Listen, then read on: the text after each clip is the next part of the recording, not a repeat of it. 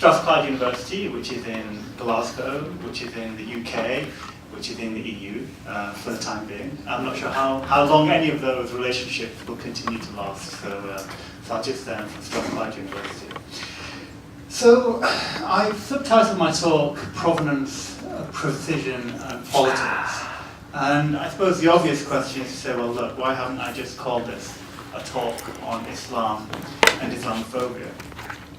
And I guess I've done that partly because I'm taking seriously the challenge which David Theo Goldberg, who's an American humanities scholar of race, he sets us in quite a well-known book called Racist Culture.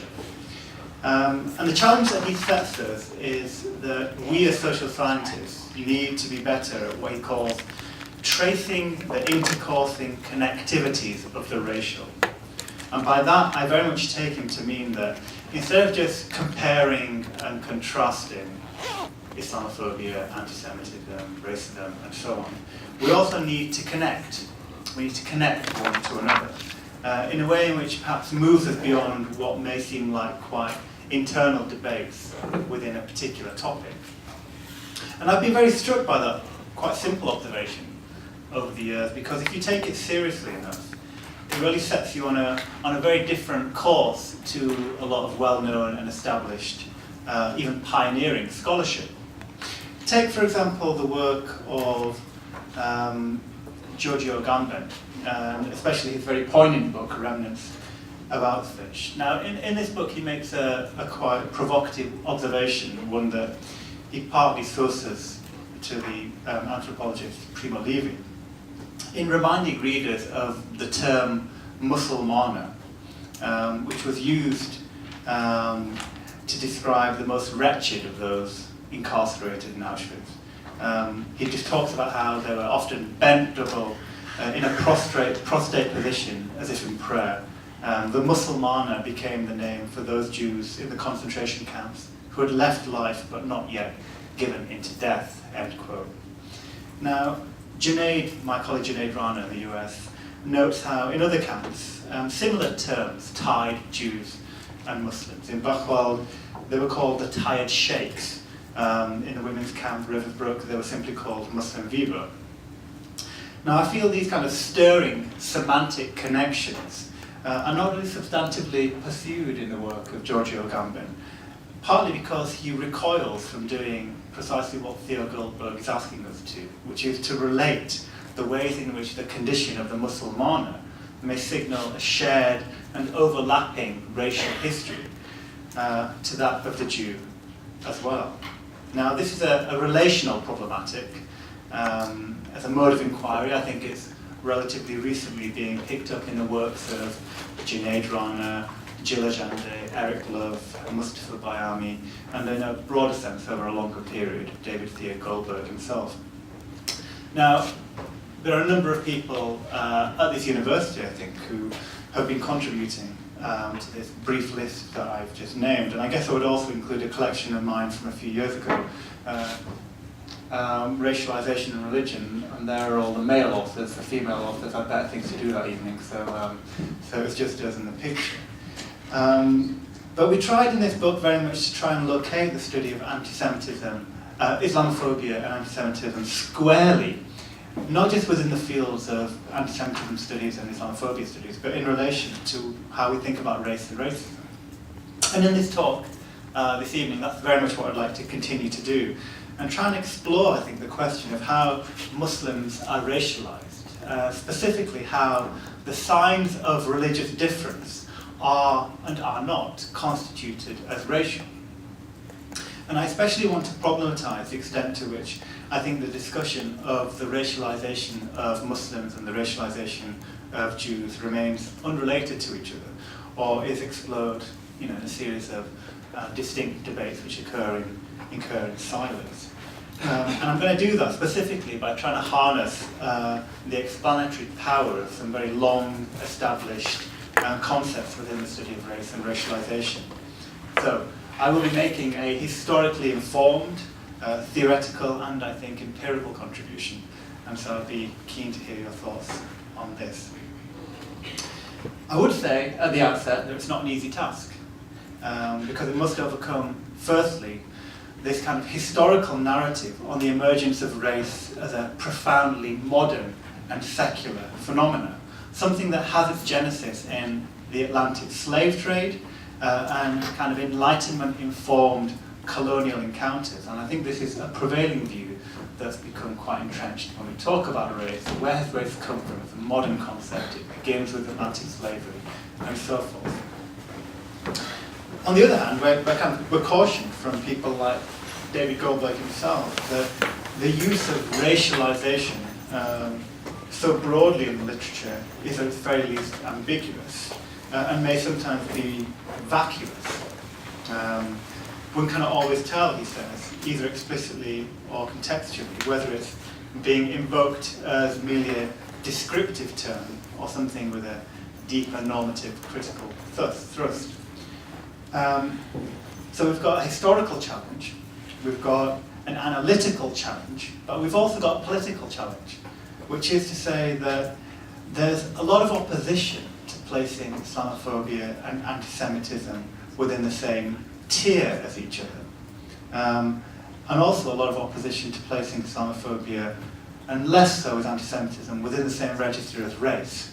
So we've got a historical activity we have to engage in, an analytical one, and a political one. So in attempting to kind of bring to bear ideas of racialization in the conceptualization of these matters, we're firstly engaging in a degree of historical revision. We're going to talk about provenance. Secondly, we're seeking analytical precision. And then thirdly, we're trying to be politically mindful or cognizant. Okay, well, let's begin with the issue of provenance, origins. Now, there's I think, a very long-standing methodological, perhaps philosophical question as to whether the possession of a concept can predate the possession of a corresponding word. Now, just dwell on that for a second. Does a concept, are a concept and a word the same thing, in another way of putting it? Now, I don't think we can entirely resolve that. But if you're persuaded that language is both constitutive, that is, it helps us to shape the world as we understand it, as well as reflective, that is, we read off with language the world around us, then I think we can start to take issue with one of the most influential, and for our purpose, I think, kind of illustrative account of where race comes from. And this is the racial formation thesis put forward by Michael Omi and Howard Winner. Now they, in their study, focus on the place of race within culture, race within economics, race within law. And they argue quite vociferously that a conception of race does not occur until the rise of Europe and the arrival of the Europeans to the Americas. Now they have a wide-ranging discussion, it's one that I highly recommend. And I suppose the most relevant part of it for our lecture tonight is the way in which they limit articulations of hostility towards Muslims and Jews as expressions of not racial but religious bigotry.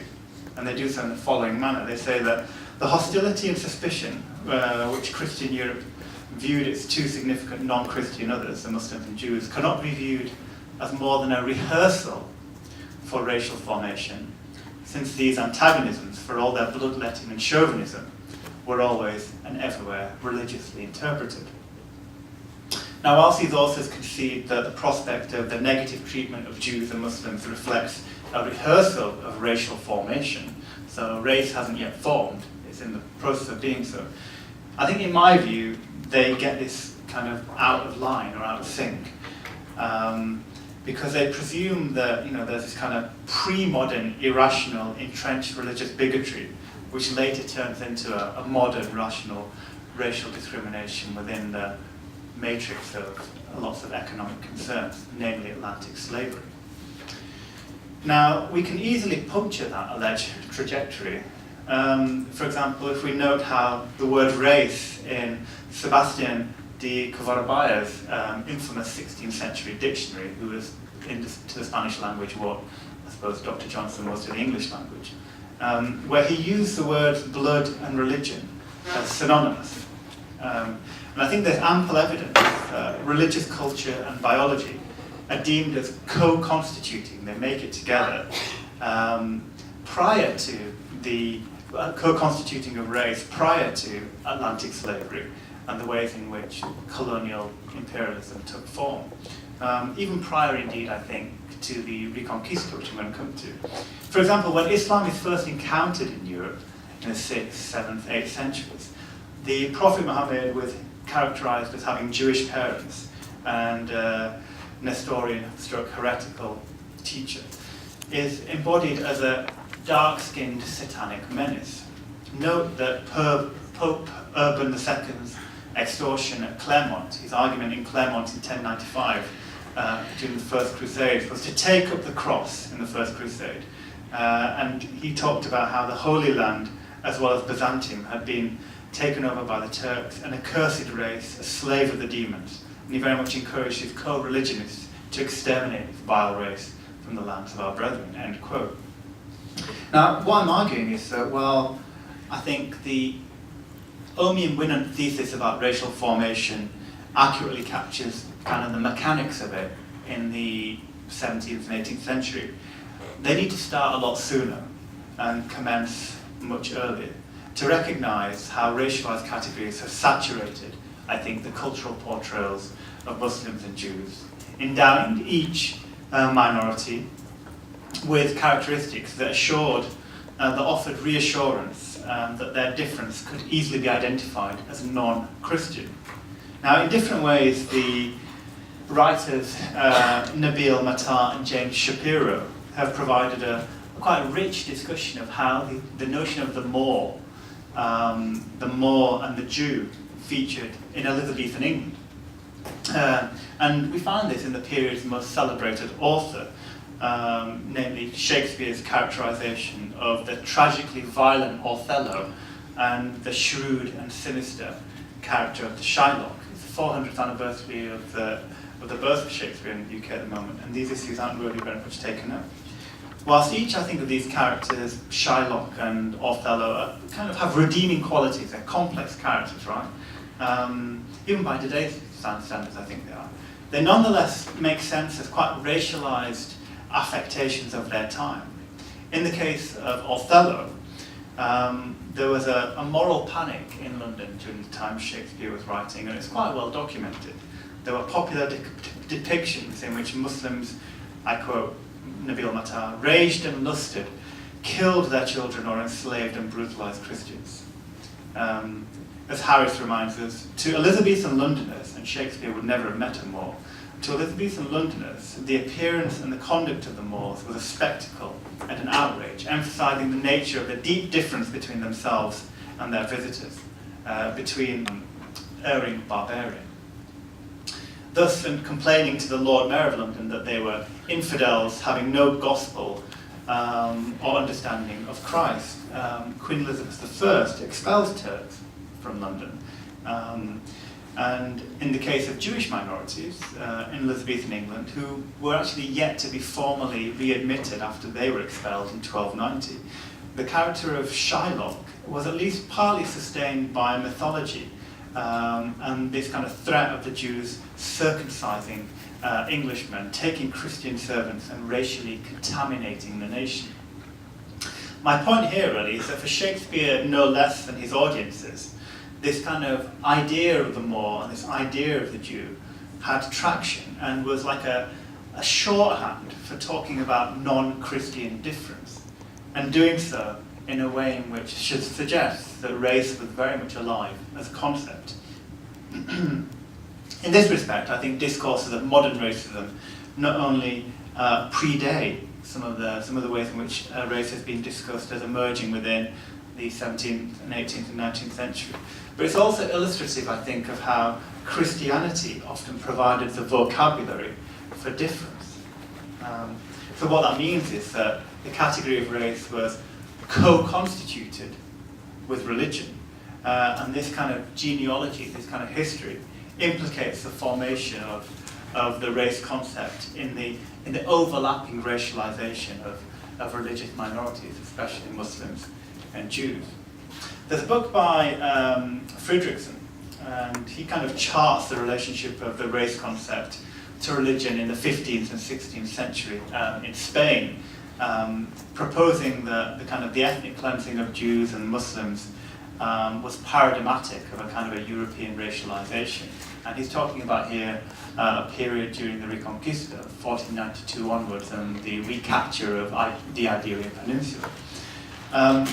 But Fredrickson too kind of retreats from calling this racism. He says that actually it's a matter of culturalism instead, where racism is not operative if members of stigmatized groups can voluntarily change their identities and advance in positions of prominence and prestige within the dominant group.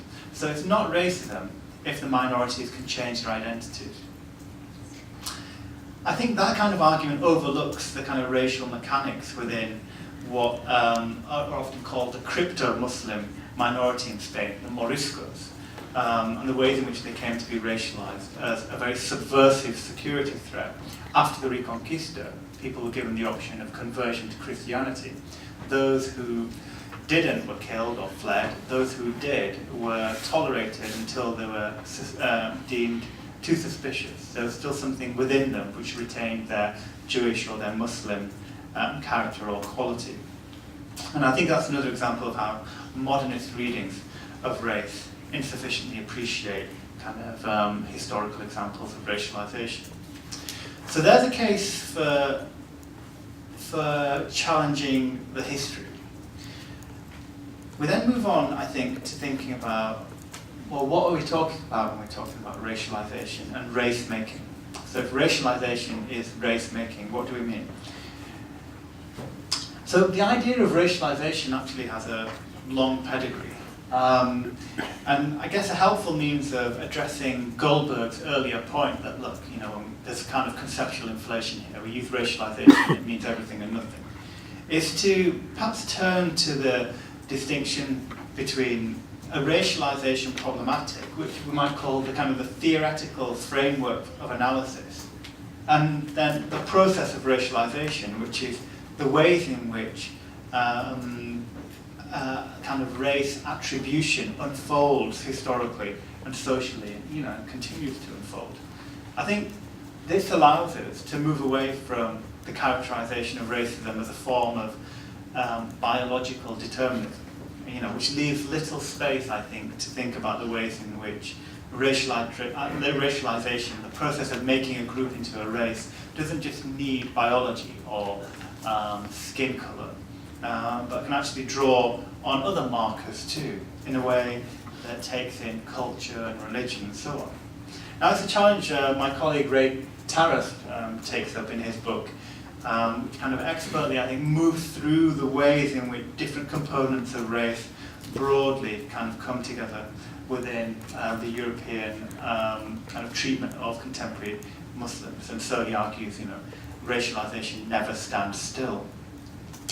In the work of people like Karim Murji and John Solomons, they talk about how racialization is continually kind of appropriated and contested, often according to different national traditions. So when we talk about racialization in the US, we're talking about different activity to racialization in the UK and elsewhere. So that's fine, that doesn't break the concept of racialization, it just suggests that in different contexts there are different dynamics at play. My objective, I suppose, is a wee bit narrower.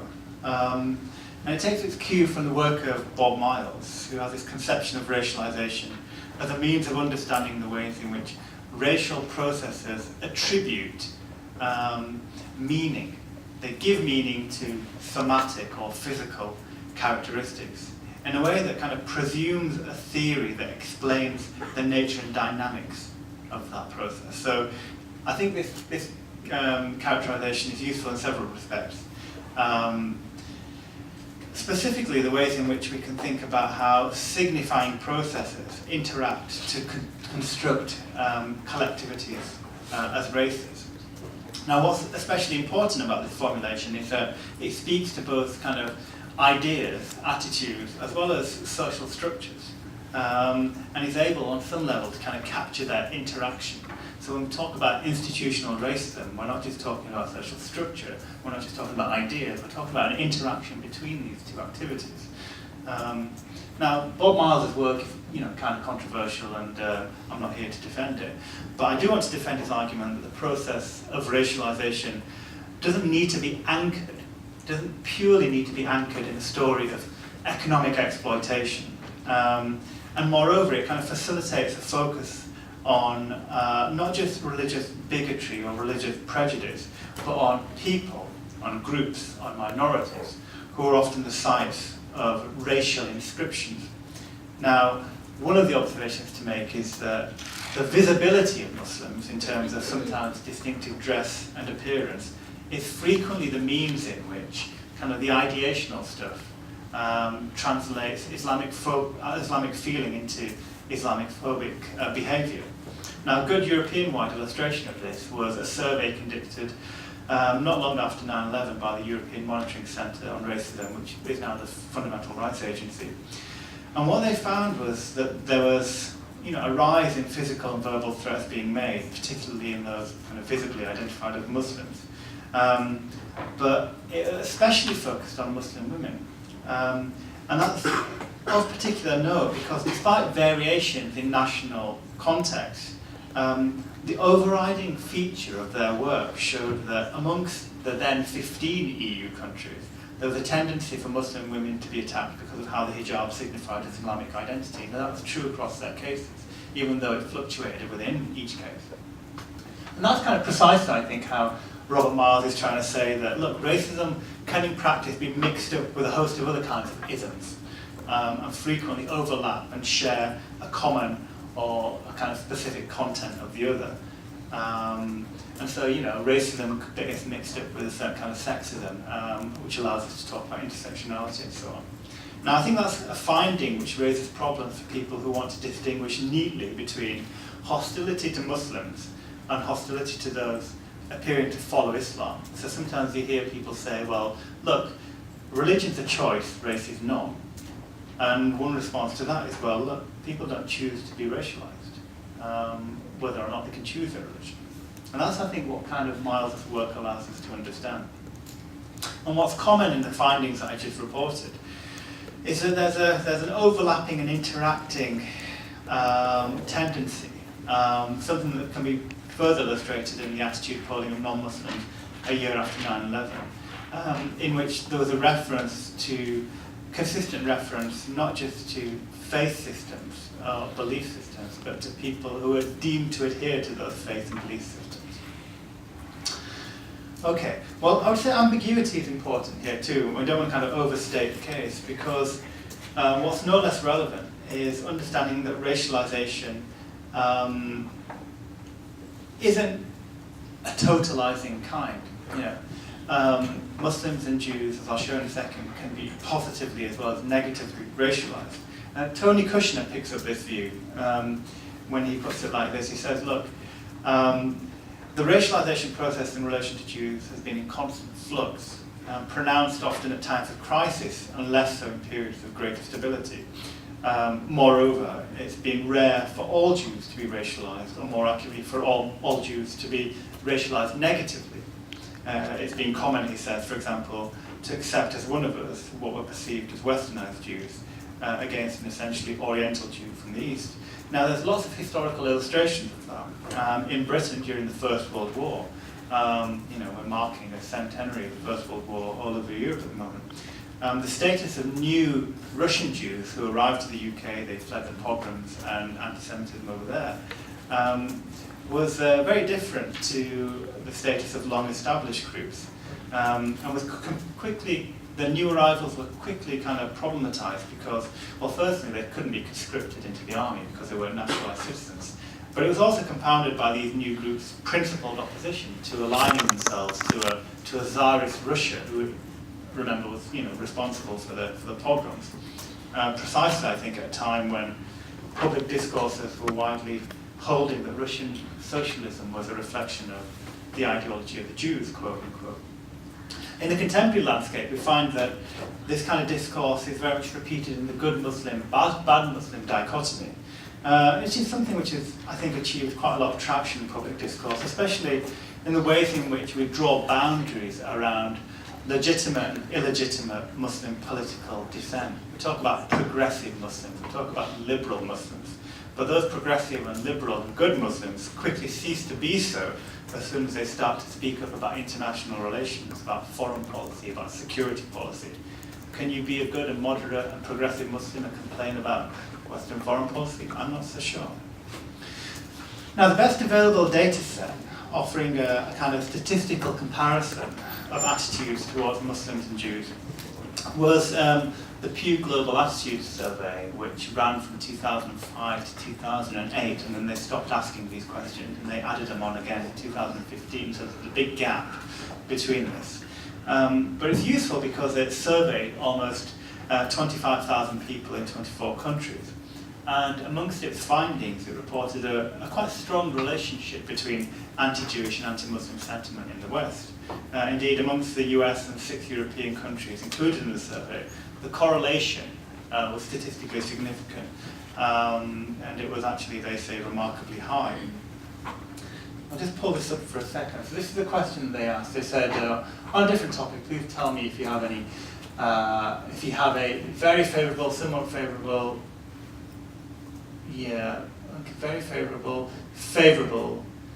somewhat favourable, views of Muslims and Jews, right? So they asked the alternate question for Muslims and Jews.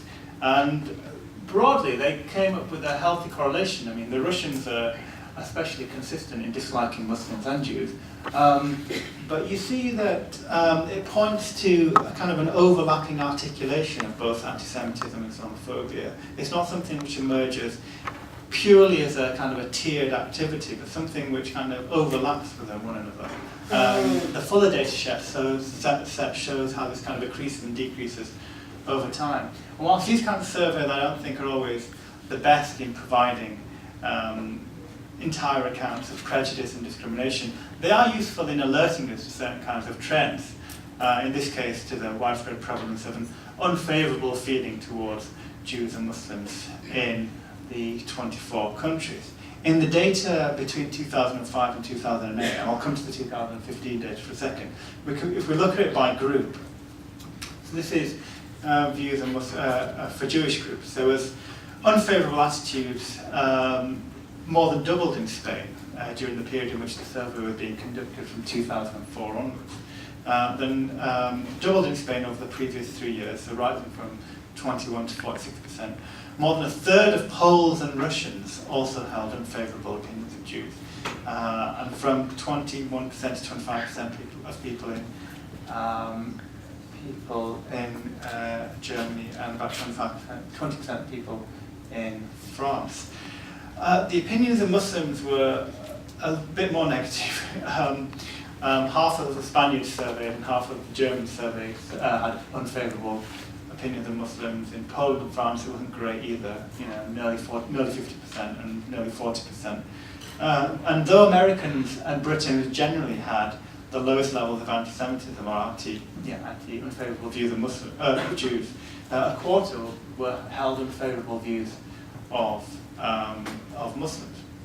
In the last data set that they generated, and as I say, they didn't ask this question again until now, there are a couple of striking observations that I found. I mean, the obvious one is how much hostility there appears to be reported in Italy towards Muslims. In one respect, you might treat the Roma as a control group insofar as they are consistently the most disliked amongst all minorities. But you find that in some cases the hostility towards Muslims is twice that towards Jews, but it's not insignificant towards Jews. And I suppose if we were going to plot this onto a 2x2 chart, I think you'd still find a broadly curvy linear trajectory. I think this kind of takes us to some of the issues of politics that I want to touch on, because these things obviously happen in a particular kind of a political climate, which is immediate in one respect, but longer and evolving in another respect. My colleague Matty Bunzel puts it like this. He says, "Consider Europe's realities against the backdrop of anti-Semitism's political project. That project sought to secure the purity of the ethnic nation state, a venture that's become obsolete in the supranational context of the European Union. Now, whether or not I think Matti Bunzl is too optimistic, especially given current concerns about the idea of the EU, I think the problematic he raises is a significant question for thinking about the fate of Muslims in Europe too. A number of commentators take the view that the status of Muslims in Europe is more uncertain because they have, a different culture, a different way of life, and a different approach. So it's alleged. And I suppose the argument that Matti Bunzl was making was saying, hey, look, at a time when the nation state was a primary issue, and anti-Semitism was talking about how Jewish people potentially interfered with the purity of the nation, the nation state looks like less of the terrain. The terrain now is almost a civilizational project around which we're kind of calling Fortress Europe, or the idea of the European Union. Pertinent here is, I suppose, the late Pim Fortune's insistence on the need to defend a European Judeo-Christian humanistic culture, and the ways in which he characterised Judaism as a creative and constructive element in society. Or his most natural heir, Geert Wilders, as he's put it, as long as Europe is unwilling to defend the ideas of Rome, of Athens, of Jerusalem, it will lose everything: our culture, our identity, our democracy, our rule of law, our freedom.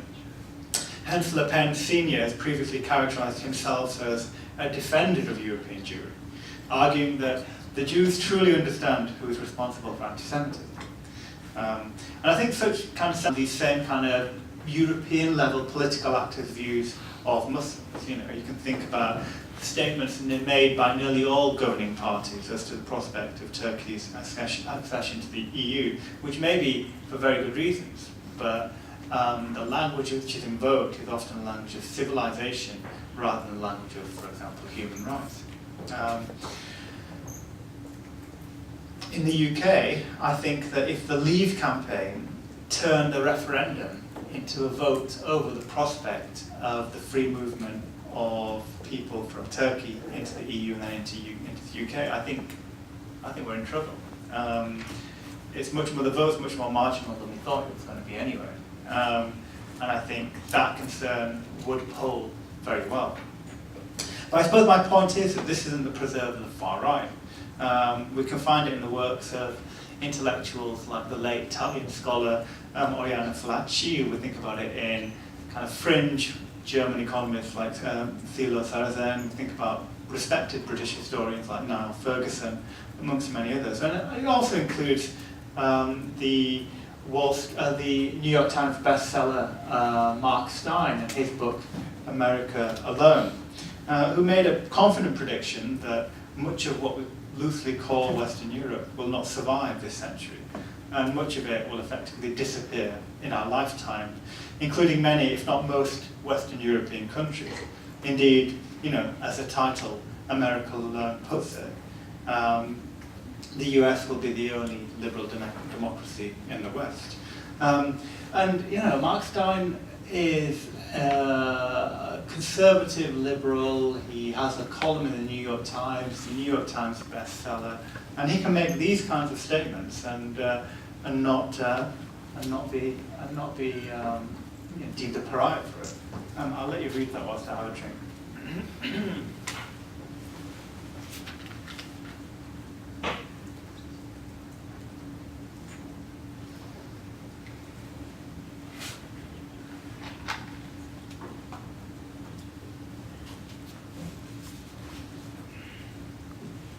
Now, of course, the kind of predicted or inflated levels of population growth that people like Mike Stein kind of identify haven't gone untested and kind of contested, and colleagues have made a very robust case for the fact that he kind of has very high base levels and extrapolates implausible levels of population growth.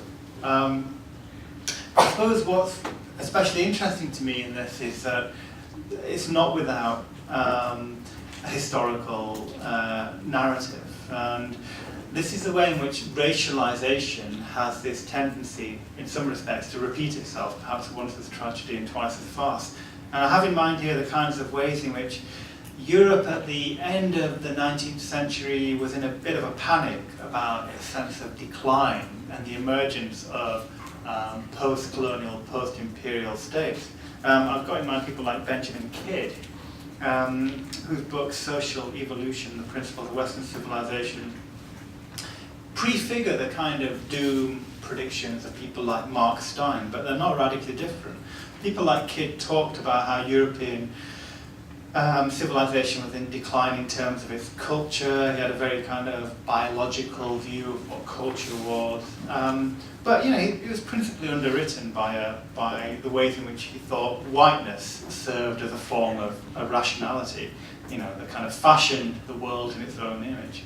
And in his kind of mode of thinking, empire and colonialism were just natural states of international relations and indicative of human progress. And when it came to the prospect of the kind of colonial subjects governing themselves, it was a profound existential challenge to the idea of Europe, because these people were, if nothing else, more numerous.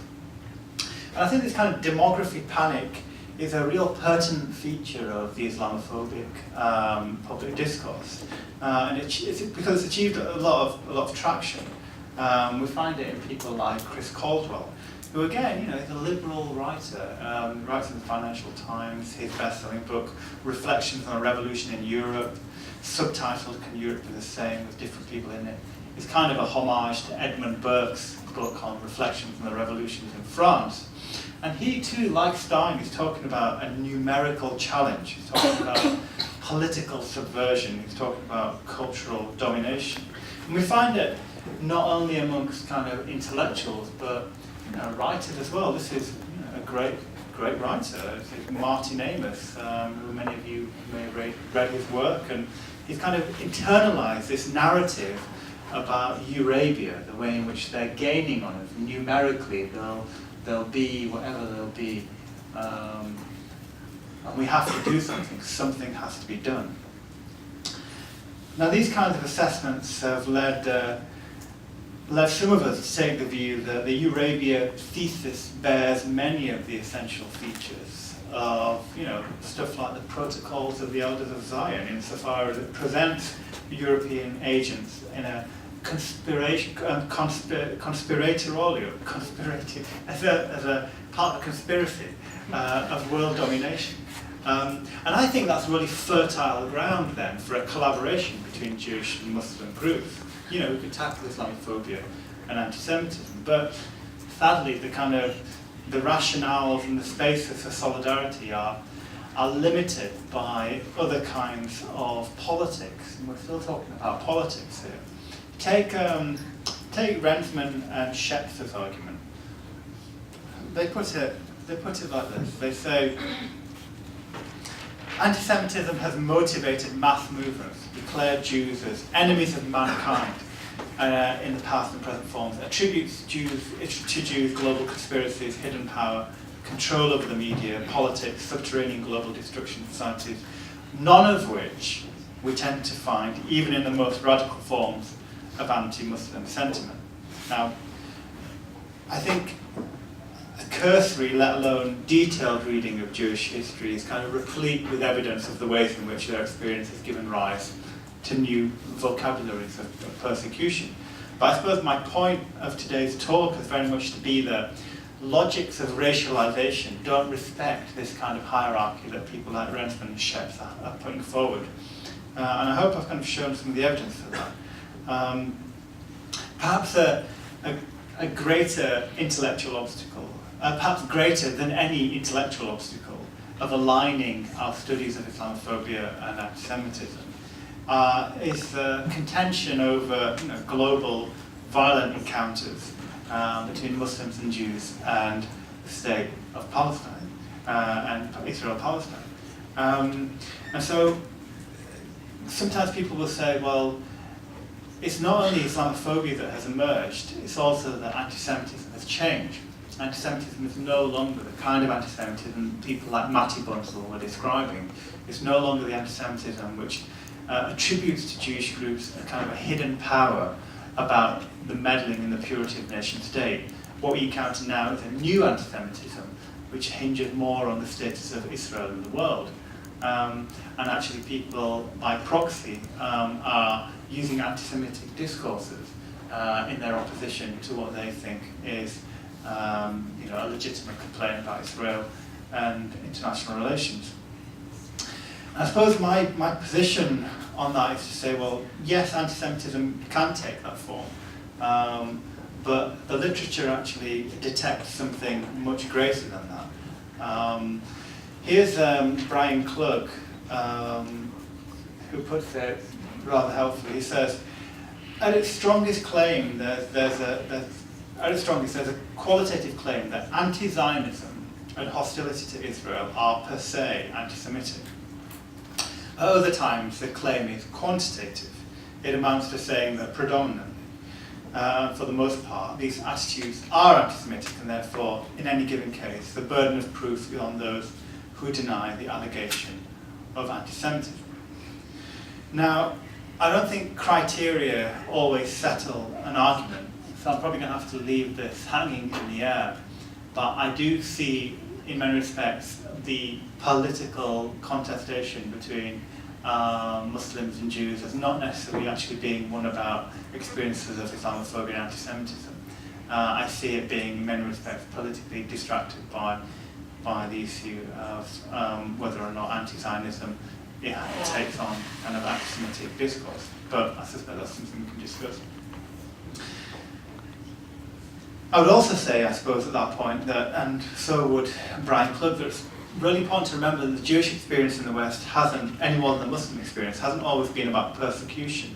And I think it would be a grave error to conflate the story of Muslims and Jews with the story of Islamophobia and anti-Semitism. There's a great deal more than that, even though Islamophobia and anti-Semitism are a feature of it. So where does that leave us? I suppose I would say that although they're not passive objects of racism, Jewish and Muslim identities, are not free of external pressures, of objectification, of racialization. I think that what's required is that conceptions of anti-Semitism and Islamophobia should be able to explain how prejudice simultaneously draws on issues of race, culture, belonging, in a way which is by no means reducible to hostility to religion alone. And so it kind of compels us, I suppose, to consider how religion has a new social and political relevance because of the ways in which it gets tied up with community identity, stereotyping, socioeconomic location, political conflict, and so on. Now that's not an unproblematic cluster of issues to hold together, and it's as much an empirical activity that we have to go off and find evidence for, as well as kind of testing it. So we end with racialization scholarship needs to engage with race in a pre-Enlightenment and its pre-Enlightenment history, kind of try to define the terms in terms of analytical precision, and try and connect this to contemporary politics. Now I've kind of summarized my view of racialization and religion. So I'll stop there and take some questions. Thank you very much.